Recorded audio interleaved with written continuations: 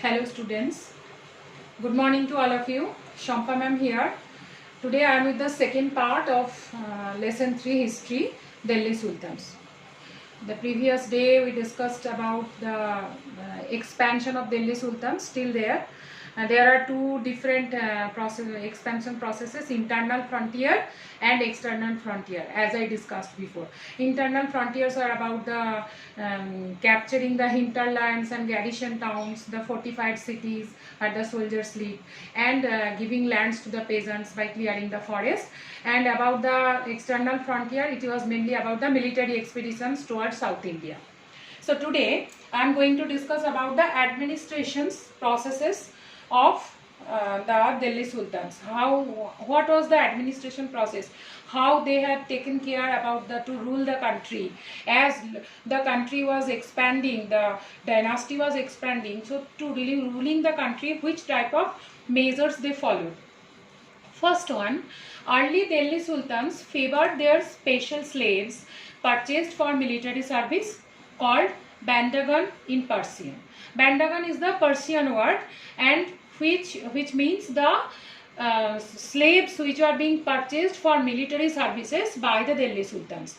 Delhi Sultans, they didn't like to appoint the aristocrat person or the landed chieftains as governor. Instead, they like to purchase the slaves for their military services, and these slaves are being appointed to take care of their administration, to do their military services. They were called bandagans. So I think clear the meaning of bandagan. Next it is about the administration. The next point is Khiljis and Tughlaqs also raised people of humble birth. Humble birth means those who are taking birth in lower families, lower caste families or poor families. From them also they were raising people who were often their clients. They kept them as their clients to high political positions. They were appointed as generals and governors, and these people from humble births were being appointed as generals and governors by the Delhi Sultans, and they were very trustworthy. These bandagans and clients, actually they were very trustworthy, and they did all the works, and they were very loyal to the sultans. Then military commanders were also appointed, who were called Iqtadar and Mukti. Iqta means the land which are being granted by the sultans to the military commanders. They were called the land was called Iqta, and the commanders, those who were taking care of the land, they were called Iqtadar or Mukti. Okay, their duty was to maintain law and order in their Iqtas. In the land granted by the sultans to these military commanders, they were doing, they maintained law and order. They were responsible to maintain the law and order.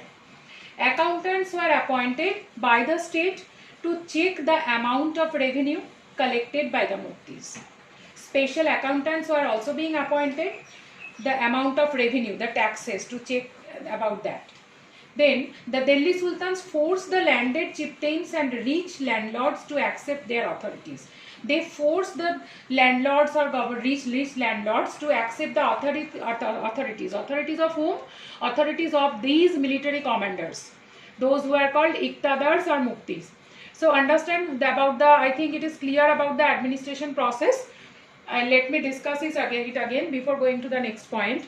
First of all, instead of appointing the aristocrats or chieftain landlords, they like to appoint the slaves purchased from other countries. They were called bandagans, and these bandagans are very, very loyal to them.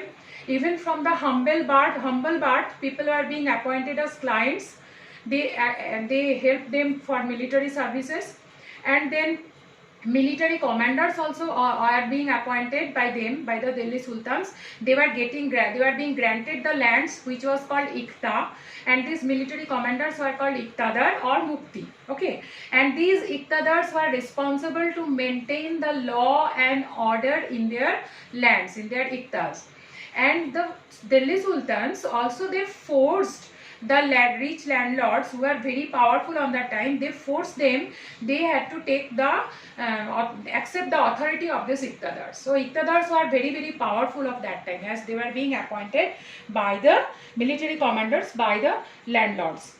Then there are three different types of taxes. You can see that first one is on cultivation. There was one type of tax was on cultivation or agriculture called kharaj. What it was called kharaj, remember it, and amounting about 50% of the peasant's production. Whatever the farmer was producing in the field, 50% of that had to give as taxes. It was called kharaj. Then next tax was on cattle. Whatever the animals, cattle they had for grazing the land, or on them there was another type of taxes. Then third one was on the houses. So these were the three different types of taxes which were being practiced in that time in administration. Now I will discuss about the masjids, means religious places, which was mainly used by this, as the Delhi Sultans were Muslims in religion and religious purpose. So there are lots of masjids. Mosque is actually, it is called a masjid in Arabic. It was a place where Muslims pray to God or Allah, and the prayers of Muslims are called namaz.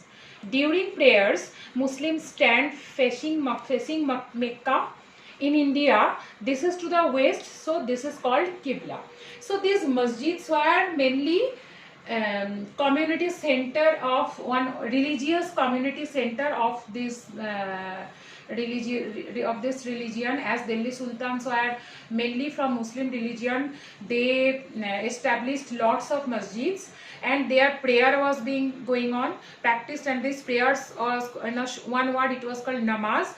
And at the time of prayer, they had to face towards Mecca. Mecca is the holy place of Muslim religion, and as from India, Mecca's location is in the west direction, so they always faced towards west direction, and it was called Qibla, Qibla, Qibla. Here there are some important pictures of famous mosques of that time. Begumpuri Mosque, it is built in the reign of Muhammad bin Tughlaq. Very famous mosque it is. And Muhammad bin Tughlaq dynasty, Muhammad bin Tughlaq was very famous Sultan. He built it. Next one is Quat al-Islam Mosque. It was the congregational mosque of the first city built by Delhi Sultans. Okay, congregational means the place where all the people of a particular religion gather together and they pray together and they communicate with each other also. That is called congregational mosque. Okay. Students, now there are some assignments for you. First one, what are the steps taken to ensure that muftis perform their duties? What are the steps taken to ensure that muftis perform their duties? The steps taken, which step? Mufti means what? The iqtadar. Iqtadar means the military commanders who are being appointed by the Delhi Sultans. They were being granted as a particular land. It was called iqta, and these people are called mufti. So which steps were being taken? They were responsible to maintain the law and order, and they were also responsible to collect the revenue also, and it was being taken care by the Delhi Sultans directly, and also these Delhi Sultans forced the zamindars of rich landlords to accept their authority. So these muftis were being very lots of power, and they, as well as they had lots of responsibilities also to maintain the law and order. Then definition, iqta. What is iqta? Iqta is the land granted to the military commanders by the Delhi Sultans. Then kharaj. Kharaj is the type of tax. It is the cultivational tax, which is the 50% of the total production by the peasant in his cultivable land. This is one type of cultivational tax, and which was being taken in Delhi at the time of Delhi dynasty, Delhi Sultans, and it was 50% of the total production. Then Bandyagan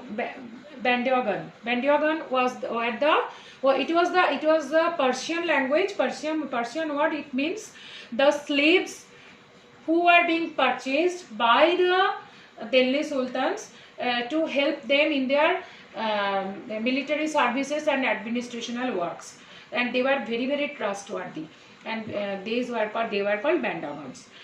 Qibla, Qibla. Qibla means the at the time of religious prayer, Muslims like to face towards the west, as Mecca is located in the west side of India.